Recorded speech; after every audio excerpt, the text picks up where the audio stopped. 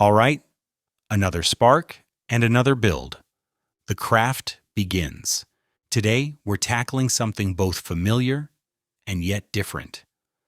A blow-by-blow analysis of another high-level Tools and Titans match. We're moving past theory and into the heart of the clash.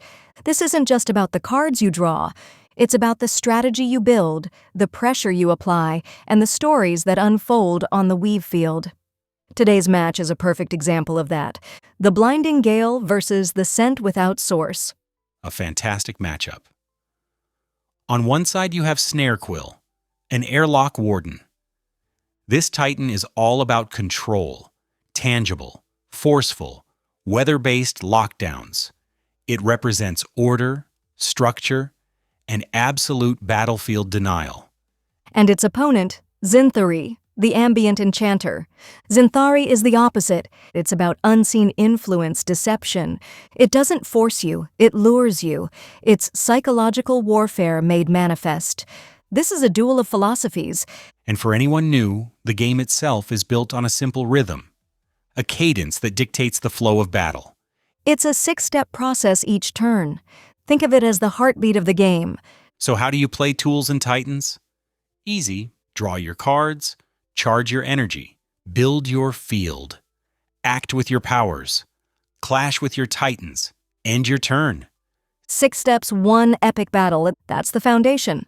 But today, we'll see how 2 elite players turn that simple foundation into high art. Let's meet them. In the first corner, we have Helvi, or at Helvi_TCG, a well-known strategy streamer famous for her methodical, suffocating playstyle. It's no surprise she's piloting Snarequill. Helvi is a thinker, a planner. Her game plan is to build an inescapable fortress. Once her structures are layered and her airfield is locked down, you simply can't move. You're caught in the storm she creates. Her deck is sturdy, a Flame Tier CP craft power of 23 and a Bedrock ST structural threshold of 8. It's built to last. And in the other corner, we have Marael, at Marael TCG, an esports commentator, so he knows every trick in the book. He's playing the perfect counter philosophy, Zinthari. Where Helvi is direct, Marael is deceptive. His zone lure archetype is filled with invisible auras and passive trigger traps. His goal isn't to stop you from moving, it's to make you want to move, right into his carefully laid traps. His build is a bit different. A lower Spark Tier CP at 20, but a higher Bedrock ST of 9. He's planning to endure and outsmart. The stage is set. The calculated storm versus the invisible trap. Let's head to the opening setup, the Forge Gate Protocol. First up, Helvi shuffles her 46-card Airlock deck. She performs her Divine Draw and reveals 1 charge token. A solid start. That immediate energy is a significant advantage. She draws her opening 7, and right away gets to work. She places a tool, the Windlace Anchor, in her forge zone. And a task, Seal the Chambered Sky, in the midfield task zone. This is classic Helvi. The anchor is a key piece for her lockdown strategy, and placing a task out on turn 1 is a huge statement of intent.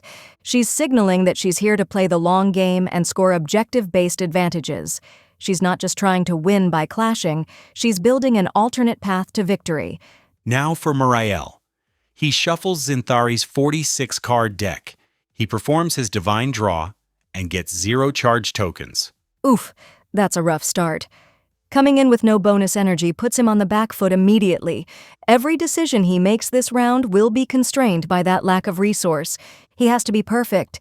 He draws his 7 cards, but there's no task in his opening hand. The rules grant him a bonus draw for that, but it also gives Helvi a bonus draw. It's a small trade-off, but it's another slight disadvantage for Marael. It tells us his deck is likely lighter on tasks, focusing more on reactive tools and allies. He places a tool of his own, the Vapor Coil Nozzle, in his forge zone and passes the setup.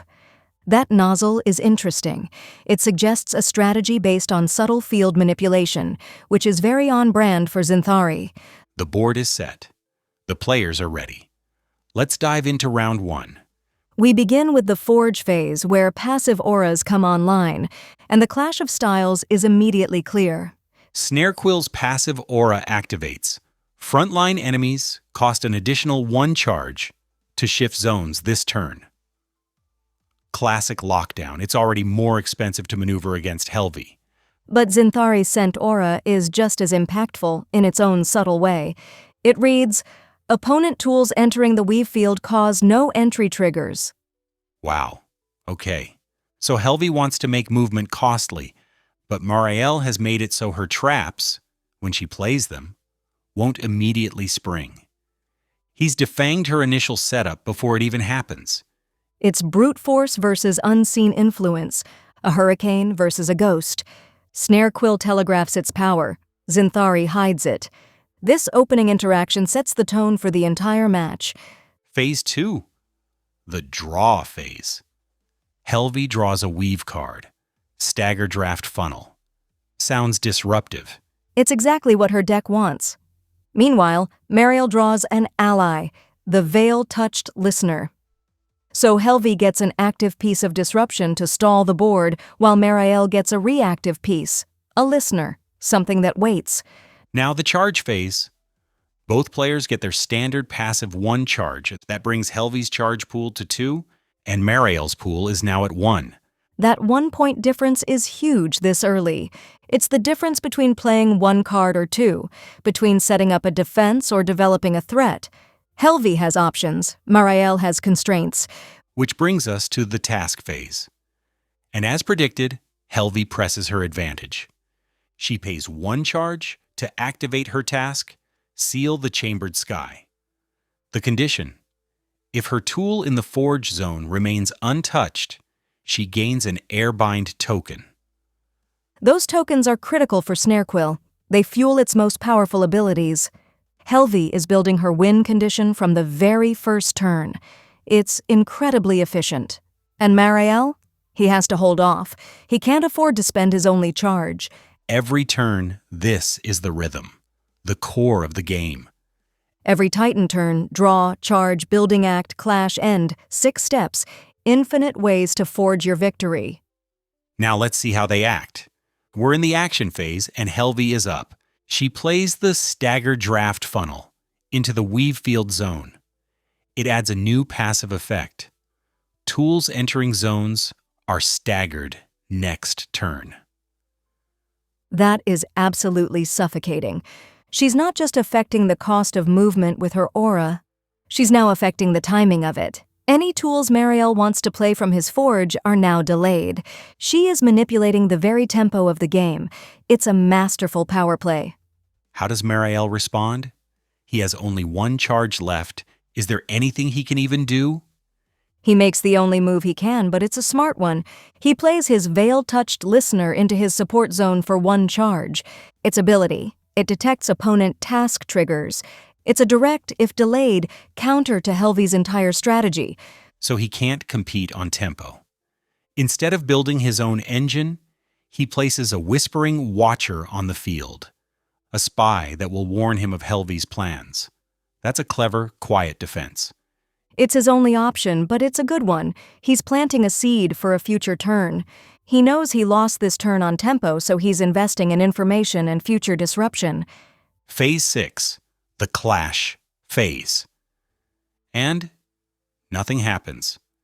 Neither player challenges the center control zone. A rare first-round standstill. Helvi is building a fortress. She doesn't need to be aggressive yet. And Marael simply can't be. He's on the defensive, trying to weather this initial storm. The scent and the gale swirl, but no blade is drawn. And that brings us to the final phase, the end phase. This is where triggers resolve, and it's a big one for Helvi. Her task, Seal the Chambered Sky, had its condition met. She earns 1 Airbind token. Success. Her engine is online. The Staggerdraft Funnel also remains in play, so all of Marael's Forge Zone moves are officially delayed next round. But this is where Marael's quiet play bears fruit. Zinthari's Veil-Touched Listener pulses. Its passive ability detected the resolution of Helvi's task. It now prepares its own passive trigger for a future turn, Veiled Override. So even in Helvi's victory, Marael has planted a response. A time bomb waiting to go off. That's the essence of Zinthari. You think you're winning, but you've actually just walked into the trap. The lure is set. Now he waits. Round 1 is in the books. Let's break this down. The round winner is clearly Helvi with Snarequill. It was a nearly perfect opening. No question. Her key advantage was securing that task token and establishing tempo control. The MVP move of the round has to be the Staggerdraft Funnel. It was the perfect card at the perfect time. Marael is now playing on her schedule, and that's a nightmare for any player. The board state is clear. Snarequill holds task tempo and an early Airlock. She's in complete control. But you can't count Marael out. Zinthari sits coiled in deception. He's weathered the initial assault. That Veiled Override trigger is a gun on the table waiting to be fired. He lost the round, but he may have set up the play that wins him the game. Looking ahead to round 2, Helvi is likely to press this advantage hard.